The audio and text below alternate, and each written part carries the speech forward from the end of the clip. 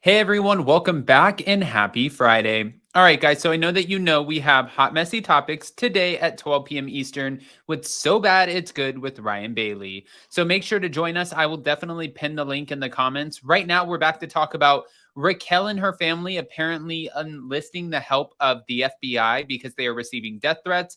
Jax Taylor is now taking the 50 Cent approach when it comes to trying to collect his money from Randall. James Kennedy is addressing the altercation that happened at the reunion, and Ariana Madix is blasting out the open relationship claims by Raquel and Tom. This does not stop. So before we jump in, do all the YouTube things, smash that like button, show some love, and let's do the damn thing. It's time for all your binge-worthy pop culture news. Welcome to Up and Adam. All right, guys, so I wanted to start with the Raquel Leviss and her parents of it all. So this came out on page 6. Raquel Levis's family is seeking FBI protection after getting violent and graphic death threats. It's actually really sad. Raquel Levis's family is turning to the FBI for protection as they face death threats over her affair with Tom Sandoval. Raquel's rep claimed to TMZ that her family has received violent and graphic threats, both online and over the phone, saying that they promised to tear the reality star limb from limb.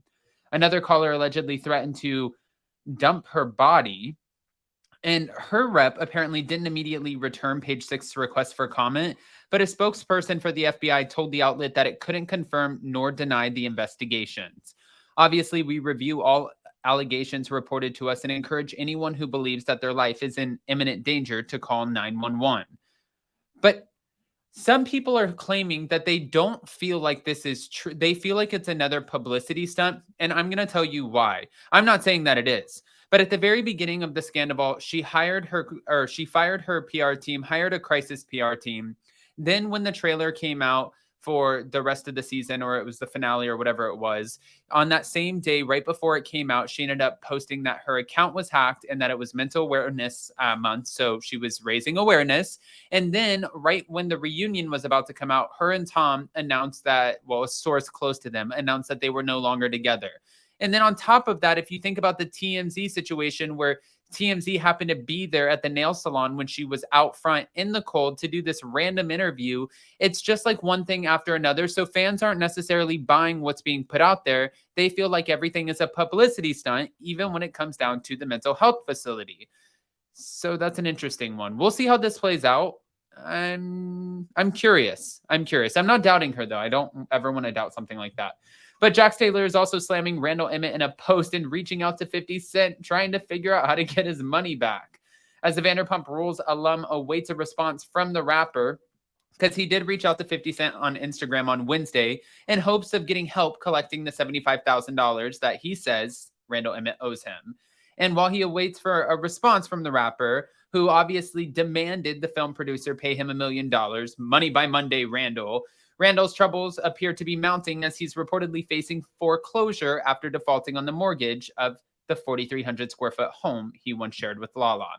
According to court documents viewed by the US Sun on May 19th, lender Oakhurst Income Fund, ILP, filed a notice against Randall in January stating that he owes $51,759.17. If your property is in foreclosure because you are behind in your payments, it may be sold without any court action. Then in months that followed, Randall faced several more notices, including a February notice that said he owed over $1.2 million, one in March that accused him of a past due amount of $571,043.76, and another earlier this month for $36,053.78. The report went on to say that Randall purchased the home for $3.925 million in 2017 and then took out a mortgage in the amount of $2.575 million then. In May of last year, he put the home up on the market for $6.29 million. But obviously, everybody knows right now that, especially based off of the Randall scandal, the documentary coming out, and all of these reports coming out from LA Times, they're all claiming that Randall is in serious financial trouble. And these things are starting to mount up, like they're saying on Reality Blurb. But can you imagine 57,000, 550,000, 1.2 million? Then you have child support. Then he's trying to fight for primary custody against Lala, who has claimed that she's already spent close to $1 million. This is a lot, and it keeps going. Randall's faced with foreclosure. His former friend and Pump Rules castmate Jax is continuing to call him out after being stiffed for 75 grand. Hey, 50 Cent, any advice on how to get my $75,000 loan back from this degenerate? Ay. Listen. And Jax and Brittany, I mean, they talked about this too on their podcast. This is what he said. I'm not Sony. I'm not a studio. I'm not Paramount, where I have these huge budgets, where I have insurance to cover things like this. I am Jax Taylor, a family man. You took money from a family man who I need support. I need to support my family. I've got to pay my mortgage. The fact that you're taking from a family man and you think it's funny, and then now I'm watching you on Instagram, going to Miami, having a new girlfriend, spending money, buying new cars, doing all of this. Where the is my money? Oh, Money by Monday Randall, round 2. Except this time it's not $1 million. It's only 75,000. Oh, that's a lot of money. But hold on.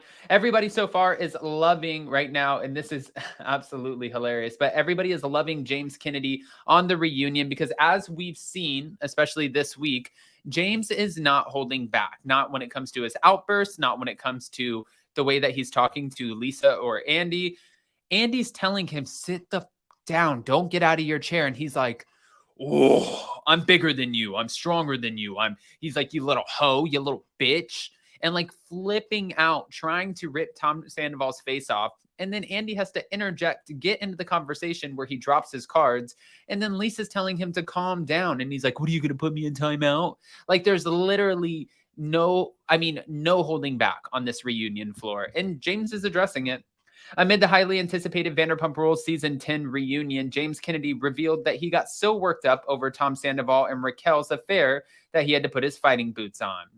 There was enough for me to get heated about, is what he explained to E! News. I've been working a lot on my anger recently, but that was just a bit too much. I had to get it out that day because if not, when else am I going to get the chance, you know? James explained that he was riled up after rewatching the Season 10 finale, and it led to his emotions getting the best of him.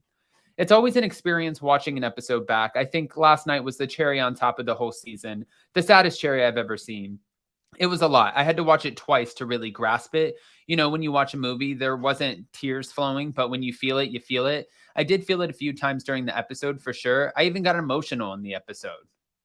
Yeah. I mean, it's just honestly, this is going to be crazy. It's going to be crazy. And he also said when it comes to where he stands with the cast, he said he feels like everybody can move forward. Everybody can film the new season. He hasn't met Ariana's new boyfriend, but he's seen pictures of him. Seems like a really nice guy. That's all that matters. He said they're willing to film with everybody, excluding Tom Sandoval and Raquel.